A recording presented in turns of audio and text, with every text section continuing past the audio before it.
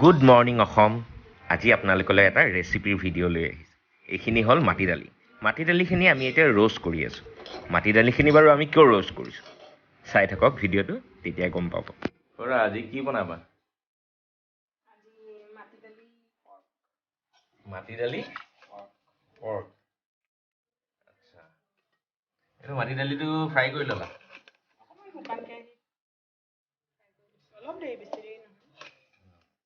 তুমিতো আগতে গাহৰি খোৱা নাছিলা, তোমালোকৰ ঘৰতো আগতে গাহৰি চলা নাছিলে।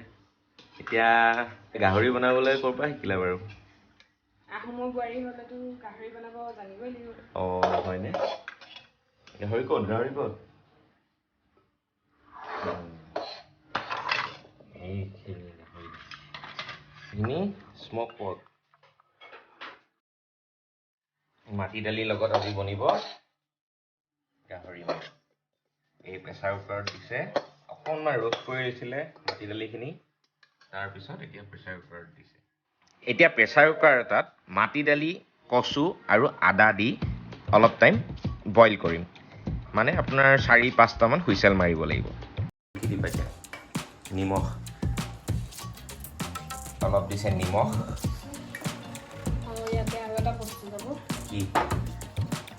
কলখাৰ অলপ দিম। কলখাৰ।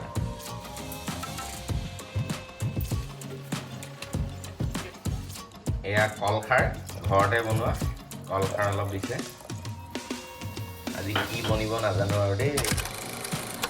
নমস্কাৰ, ৱেলকাম বেক টু স্পেচিয়াছ স্মাইল। আৰু আজি আমাৰ কিটচেনত বনিব গাহৰিৰ মাংস, মাটিদালিৰ লগত গাহৰি মাংস। কওকচোন চাওঁ ৰেচিপিটো, ব'লক। এই মোক দিয়া কেমেৰাটো। ইনগ্ৰিডিয়েণ্টছ কি কি আছে বাৰু কোৱাচোন? একচুৱেলি দুটা ৰেচিপি হ'ব। দুটা? অঁ, সেইকাৰণে দুভাগ। এইখিনি মাটিদাইলৰ লগত গাহৰি, আৰু এইখিনি গাহৰি ড্ৰাই খৰিচাৰ লগত। খৰিচাৰ লগত, এইটো হ'ব ড্ৰাই খৰিচাৰ লগত, আৰু এয়া হ'ব মাটিদালিৰ লগত। অলৰেডি দেখিছে মাটিদালি আৰু কচু প্ৰেছাৰ কুকাৰত সিজিবলৈ দি দিছে। এই চব ইনগ্ৰিডিয়েণ্টছ এইখিনিয়ে লাগিব, আৰু এইটো হ'ল কমন ইনগ্ৰিডিয়েণ্টছ, দুইটাতে ইউজ হ'ব। দুইটাতে ইউজ হ'বনে? য়েছ, এইখিনি চব। আৰু এতিয়া আমি ষ্টাৰ্ট হৈ গ'লোঁ। কেৰাহী পাতি তেল দিছোঁ। তেল বেছি দিয়া নাই, কাৰণ আমি গাহৰিৰ পৰা তেলখিনি ওলাবই। আৰু এইটো কাৰণে তেল দিছোঁ কাৰণ এইখিনি হ'ল স্মক পৰ্ক, আৰু যিহেতু স্মক পৰ্ক হয়, গতিকে বৰ এটা বেছি তেল নোলায়। সেইটো কাৰণে অকণমান সৰিয়হৰ তেল দি দিছোঁ। আৰু এনেদৰে গাহৰিৰ প্ৰথমে তেল পৰ্চনখিনি দি দিছোঁ, যাতে আৰু অলপ তেল ওলায় তাৰ পৰা। আৰু অলপ টাইম ফ্ৰাই কৰাৰ পিছত লাহে লাহে ইয়াৰ পৰা অলপ অলপ তেল নিগৰিবলৈ আৰম্ভ কৰিছে। এয়া দেখিছেনে? আৰু এতিয়া ইয়াতে অলপ নিমখ দি দিব। নিমখ দি আকৌ অকণমান টাইম ফ্ৰাই কৰিব। আৰু এনেদৰে ফ্ৰাই কৰি থাকিলে মাংসখিনি বৰ ধুনীয়া এটা কালাৰ হয়, কাৰণ ই এটা ৰঙচুৱা হৈ যায়। আৰু গাহৰি মাংস এনেদৰে তেলতে ফ্ৰাই হৈ ৰঙচুৱা হোৱাৰ পিছত খাবলৈ আৰু ধুনীয়া সোৱাদ হয়। আৰু আমি গোটা নহৰু লৈছিলোঁ, সেই গোটা নহৰুখিনি খুন্দি লৈছোঁ। আৰু এতিয়া আমি কেৰাহীত দিছোঁ 2টা তেজপাত। ইয়াৰ পিছত দিছে 2টা শুকান জলকীয়া, 5 ফুৰণ আৰু গোটা জিৰা অলপ।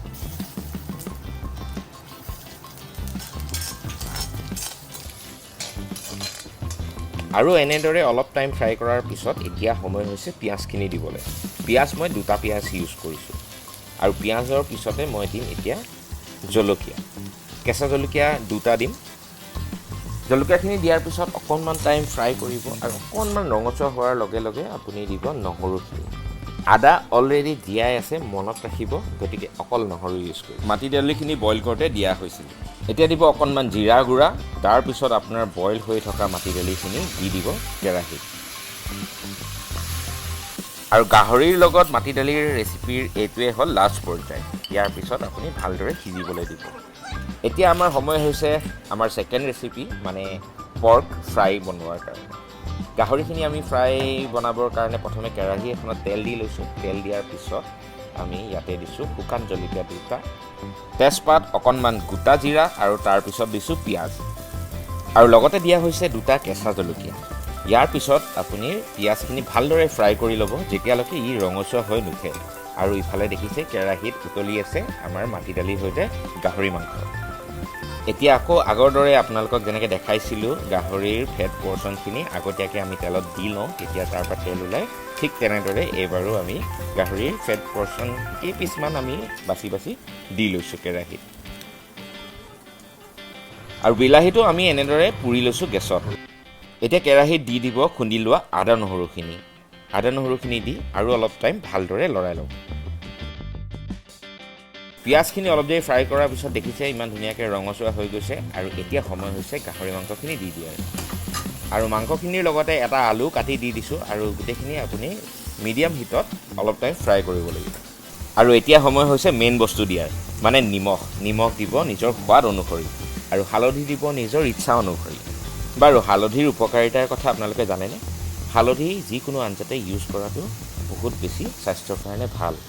আৰু বিলাহীও আমাৰ অলৰেডি পুৰি সিজি গৈছে। আৰু অলপমান পিঁয়াজ দি দিছোঁ, এইখিনি আমি অলপ ডাঙৰকৈ কাটি পেলাই দি দিছোঁ।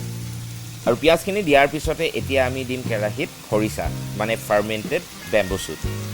আমি এই গাহৰিৰ ফ্ৰাই ৰেচিপিটো বনাম খৰিচাৰ লগত। এতিয়া আমি পুৰি লোৱা বিলাহীটো খুন্দুনাত খুন্দি লৈছোঁ আৰু ইয়াক পেষ্ট বনাই লৈছোঁ। এইখিনি আমি দি দিছোঁ এতিয়া গাহৰি মাংসৰ ওপৰত। ইয়াৰ পিছত আমি ইয়াক ফ্ৰাই কৰিব লাগিব প্ৰায় 15 মিনিট সময়। আৰু এনেদৰে 15 মিনিটমান সময় ফ্ৰাই কৰাৰ পিছত আমাৰ গাহৰি আৰু খৰিচাৰ ৰেচিপি অলম'ষ্ট কমপ্লিট। এতিয়া আমি খাওঁ আহক। আৰু এয়া আপোনালোকলৈ আগবঢ়াইছোঁ মাটি দালিৰ লগত গাহৰি মাংস আৰু লগত আছে খৰিচা গাহৰি ফ্ৰাই। আপোনালোকৰ দেখি কেনেকুৱা লাগিছে বাৰু? টেষ্টি হ'ব যেন লাগিছেনে? লাগিছে যদি নিশ্চয় এবাৰ ঘৰত ট্ৰাই কৰি চাবচোন। আৰু এইটোৱে আছিলে ছানডে স্পেচিয়েল আপোনালোকলৈ দুটাকৈ ৰেচিপি, গাহৰি মাংসৰ ৰেচিপি। এটা হ'ল মাটি দালি গাহৰি আৰু গাহৰি খৰিচা ফ্ৰাই। ভিডিঅ'টো চাই আপোনালোকে কেনেকুৱা পালে মোক নিশ্চয় জনাব, কমেণ্ট কৰিব। মোৰ ভিডিঅ'টো ভাল লাগিলে লাইক কৰি দিব, শ্বেয়াৰ কৰিব, বিশেষকৈ আপোনালোকৰ পৰ্ক লাভাৰ বন্ধু বান্ধৱীসকললৈ। Bye bye.